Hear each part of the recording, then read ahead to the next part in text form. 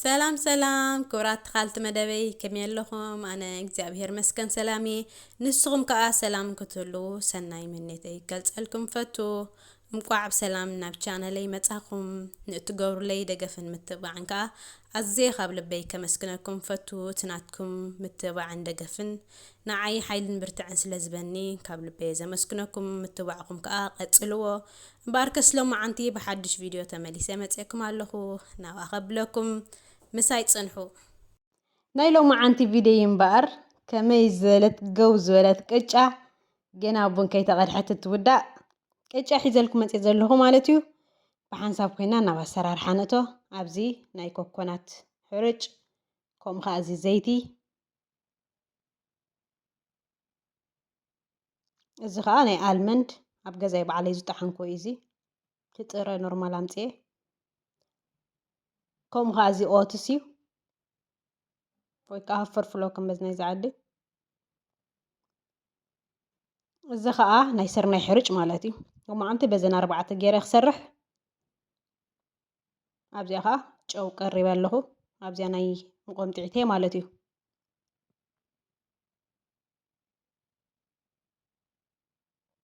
በቲ ዘለና ሕጉሱስ ኢልና ክንሰርሖ ንኽእል ኢና ሕጂ ኣነ እዚ ዕፉን ውን እትወልየ ይጥቀመ ኣጋጣሚ ሕጂ ይፀንሐኒ ዘለን በቲ ገዛ ገይረ ኣብ ገዛ ዘለን ገይረ ሕጉስውስ እየ ዘብሎ ከምኡ ገይረ ዝሰርሖ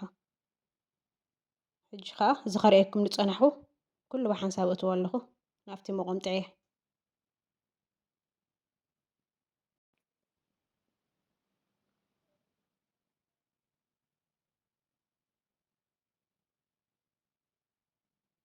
ከም ትሪእዎ ዘለኹም እምበር ናብቲ መቆምጢዒ ገምጢለ ኣለኹ ሕጂ ከቆምጢዐ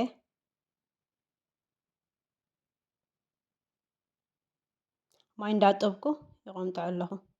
ሎማዓንቲ ኣብ ኦቨን ኢና እዛ ቅጫና ክንሰርሓ ኣብ መጎጎ እውን ክንሰርሓ ንኽእል ኢና ኣብ መጎጎ ከዓ ካልእ መዓልቲ ሒዘልኩም ክመጽእ እየ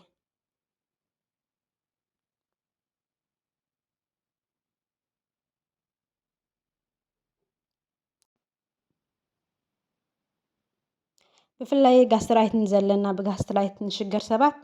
ከምዚ ጌርና ሰንኪትና ከምዚ ጥረ ዓይነት ነገር ከምዚ ድኹም ስለ ዘይኮነ ዝሕጂ ፅቡቅ እዩ ከምኡ ከዓ ዋላ ጥረታት ወሲኽና ከዓ ምስኡ ሰንኪትና ንጥዕናና ፅቡቅ እዩ ብጣዕሚ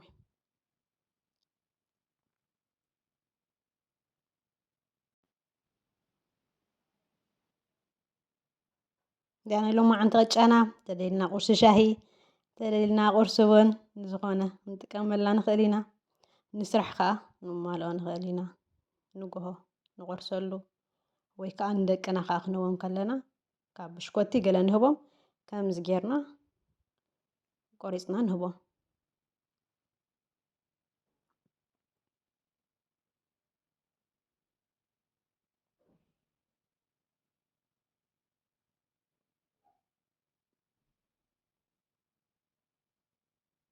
ሕጂ ከምዚ ጌራ ቆምጢዐ ወዲእ ኣለኹ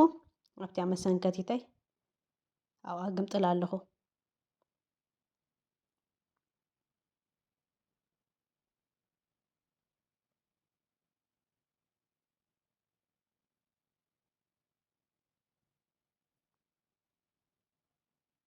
ሕጂ እቲ ኢደይ ኣብ ማይ ቁርብ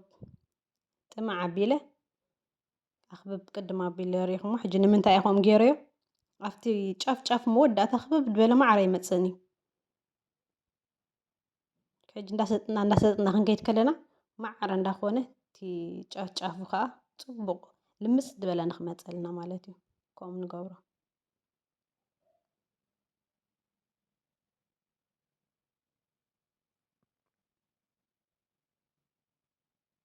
ሕጂ ኣነ ማራ ከምዚ ድርቕ ዝበለ ኣይኮንኩን ኣቐምጢዐ ዘለኹ ቀጢን ኣይኮንኩን ማእኸላይ ዓይነት ገይረ ዘለኹ ልስልስ ክብለና እንድሕር ደሊና ማራ ከምዚ ቅጥን እንድበለ ንገብሮ እንድሕር ደኣ ማራ ደረቕ ተደሊና ከዓ ካብ ዝደሎ ናተይ ጌርና ከነብሎ ንኽእል ኢና ከነሕፍሶ ንኽእል ኢና ሕጂ ኣነ ማእኸላይ ኣይደልየ ማራ ክደርቕ ኣይደለኹን ልስልስ ማራ ኣይደለኹን ሕጂ ከምዚኣ ገይረ ፅቡቅ ገይረ ሰጢጥየ ኣለኹ ሕጂ ኣነ እንታይ እንዳገበርኩ እየ ዘብሎ ኣለኹ ማይ ኣማይ ቁርብ ጥብዕ እንዳበልኩ ከምኡ እንዳገበርኩ ሰቲተዮ ሕጂ ከምዚኣ ገይረ ወዲአ ሕጂ ኸ እንታይ ገብሮ ኣለኹ ስምስም ብላዕሊ ስምስም ይንስንሰሉ ኣለኹ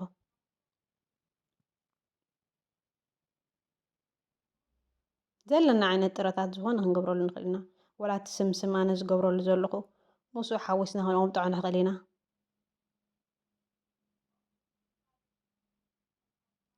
ስምስም ገይረ ወዲአ ሕጂ ከዓ ኣወሱዳ ንገብሮ ኣለኹ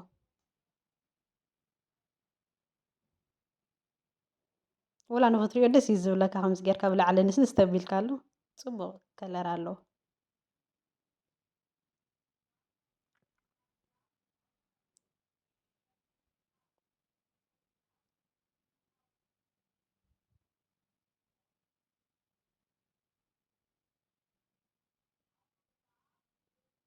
ከምዚ ገይረኻ ንስኒሰ ወዲአ ኣለኹ ሕጂ ኦቨንና ክንእትዎ ኢና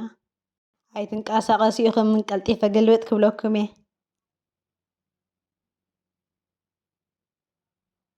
ዋው ክፅብቕ ክላዓይነ ትሪኦ ኣለኹም ክትሽከር ኮይና ገው ዝበለት ቅጫ ኮይና ዘላ እቲኣ ዳ መንገፅና ሓስጋቦ እንትቕዳሕ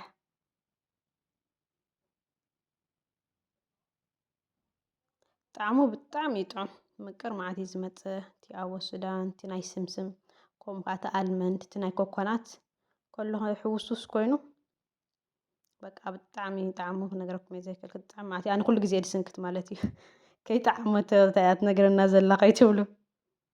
ኣነ ኩሉ ግዜ ድስንክት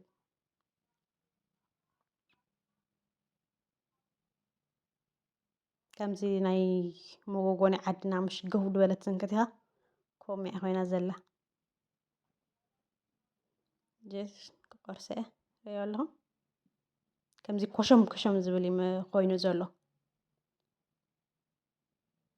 ፅቡቕ እዩ ደሪቑ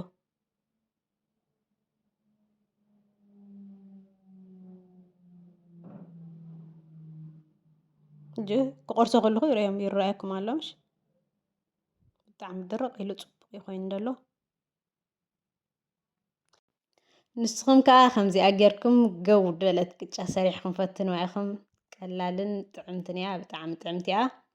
እምበኣርክስ ክብራት ተኻልቲ መደበይ ሎማዓንቲ ሒዘልኩም ዝመፃኹ ቪድዮ ነዚኣ ትመስል ነይራ ክትፈትዋ ተስፋ ይገብር ክሳብ ሕጂ ስለ ተኸታተልኩምኒ ኣዝየ ካብ ልበየ ዘመስግነኩም ዝኾነ ሕቶ ርእቶ እንድሕር ዳ ኣለኩም ኮይኑ ከዓ ኣብ ኮመንት ፀሓፉለይ ሼር ላይክ ሳብስክራይብ ከዓ ኣይትረስዑ ኢኹም ክብራት ኣሕዋተይ ናትኩም ደገፍን ምትብባዕ ንዓይ ስለ ዝዕብየንን ዘበርትዓንን ክብራተይ እምበኣርከስ ብካልእ ቪድዮ ስጋብ ዝመፅእ ሰላምን ጥዕናን ንኹልና ቻው